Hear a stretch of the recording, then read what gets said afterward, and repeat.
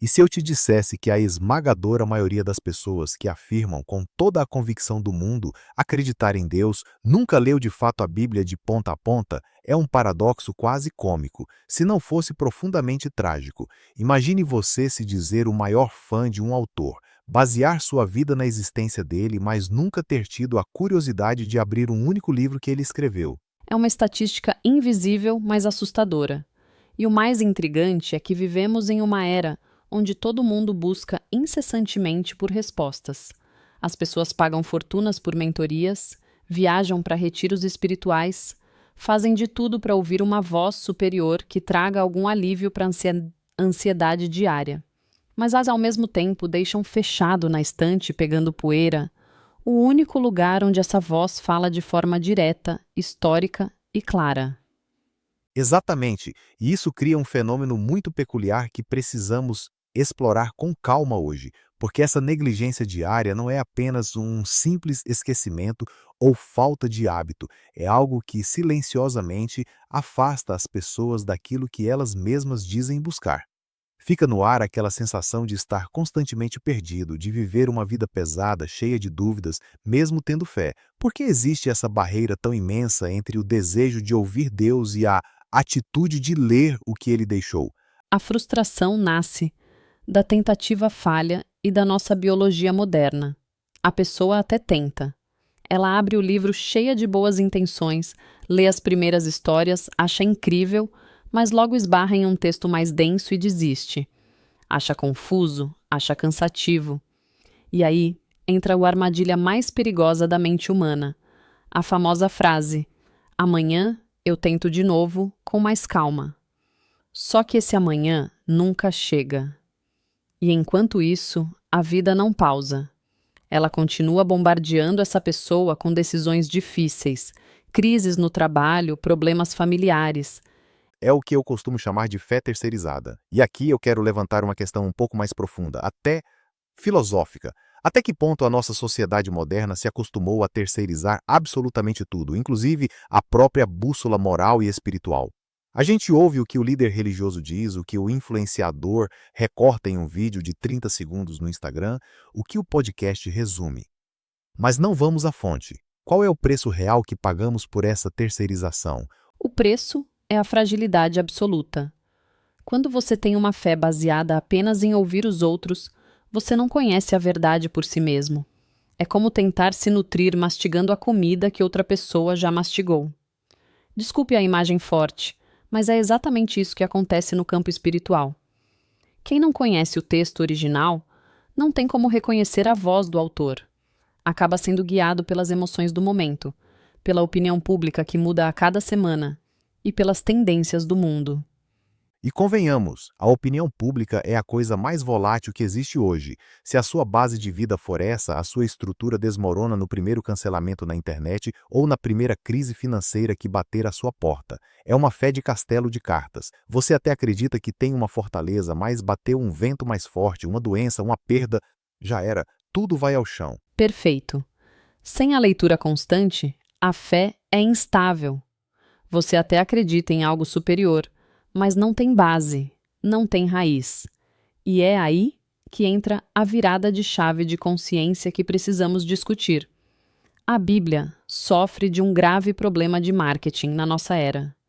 As pessoas olham para ela como um artefato de museu, uma coleção de regras antigas e histórias de povos do deserto. Mas, na verdade, ela não é apenas um livro.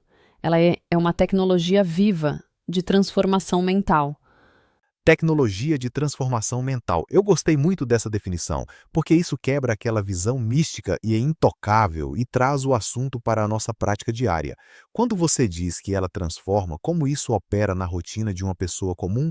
Porque o que mais vemos nas ruas são pessoas ansiosas, agindo por impulso, vivendo no piloto automático. Como a simples leitura diária de um texto milenar altera essa engrenagem tão complexa da mente humana?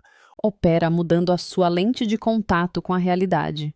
Quem lê diariamente começa a perceber mudanças muito palpáveis e estruturais. A primeira grande mudança é na mente. Você para de reagir ao mundo com aquele desespero típico de quem acha que tudo é o fim do mundo e começa a pensar com sabedoria. A segunda mudança, que vem logo em seguida, é nas decisões. Em vez de agir por aquele impulso gerado pelo medo ou pela ansiedade, você passa a agir com direção. É como ligar um GPS em uma estrada escura. Você pode até não ver o destino final a quilômetros de distância, mas sabe perfeitamente qual é a próxima curva. Isso me faz pensar no custo social absurdo da nossa desatenção crônica. Vivemos a epidemia da ansiedade, do burnout, do esgotamento mental, justamente porque estamos tentando processar o caos de um mundo hiperconectado sem um filtro, sem um manual de instruções. Quando você insere a leitura diária, você cria um momento de silêncio. Você constrói uma paz interior que desafia a lógica. Exatamente. E note que essa paz não é alienação, não é ignorar os problemas do mundo, é ancoragem. Mesmo em meio ao caos, você sente algo diferente. Sua fé deixa de ser aquela coisa frágil, que precisa de motivação externa constante e se torna firme. E tem um quinto benefício que eu considero o ápice de todo esse processo: o alinhamento de vida. Porque quando você passa a viver pautado por essa palavra, as coisas ao seu redor começam a se alinhar. Seus relacionamentos, seu trabalho, sua visão de futuro. Não porque os problemas sumiram em um passe de mágica, mas porque você mudou a sua forma de lidar com eles. Mas aí, inevitavelmente, esbarramos no grande vilão moderno, o escudo que todo mundo usa para se proteger de novos hábitos: as objeções. Se eu perguntar agora para quem está nos ouvindo por que não lê a Bíblia todos os dias, a resposta número 1 será, sem sombra de dúvida: eu não tenho tempo, minha vida é uma loucura. Como a gente desconstrói essa falácia sem parecer insensível à rotina corrida das pessoas? O grande mito da falta de tempo. Vamos ser brutalmente honestos aqui, com muito carinho, mas com verdade. Não é falta de tempo, é pura falta de prioridade. Se pegarmos o relatório de tempo de tela do celular de qualquer pessoa hoje, vamos ver horas e horas gastas rolando o feed de redes sociais, consumindo vídeos curtos, acompanhando a vida de pessoas que nem conhecemos. A matemática é simples. Se você tem 40 minutos diários para entregar a sua atenção a um algoritmo, você tem tempo para Deus. É quase irônico, não é? A gente tem tempo para consumir polêmicas vazias na internet, mas diz que não tem 5 minutos para ler o manual da própria existência. E a segunda objeção clássica que sempre surge é: eu até tento, mas eu não entendo nada. A linguagem é muito difícil, parece que estou lendo em outro idioma. Como superar essa barreira inicial que frustra tanta gente? A resposta para isso é libertadora. Você não precisa entender tudo de uma vez. É como entrar em uma academia pela primeira vez. Você não chega no primeiro dia tentando levantar 100 quilos no supino.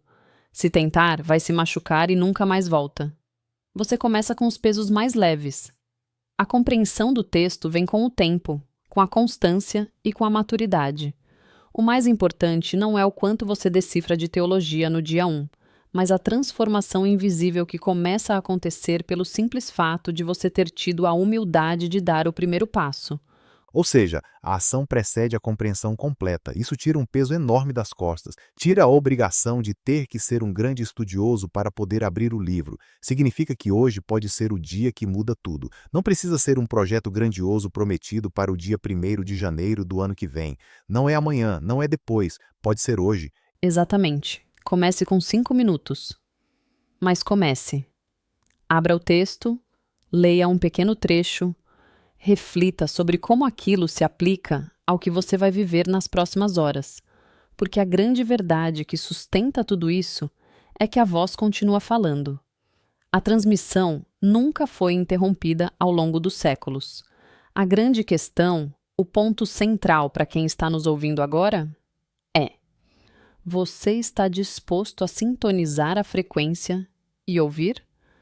Essa é uma reflexão que ecoa muito além dos nossos minutos aqui. Se continuarmos terceirizando a nossa essência e o nosso intelecto espiritual, que tipo de futuro estamos construindo para nós mesmos e para as próximas gerações? Fica esse questionamento profundo para você que está nos acompanhando. Recupere a sua bússola. Não aceite mais viver de migalhas do que os outros dizem. Faça o teste hoje. Abra, leia e deixe a transformação acontecer no silêncio do seu dia. Porque uma coisa é certa, quem começa a ler e a viver isso de verdade nunca mais consegue viver da mesma forma. Até o nosso próximo encontro.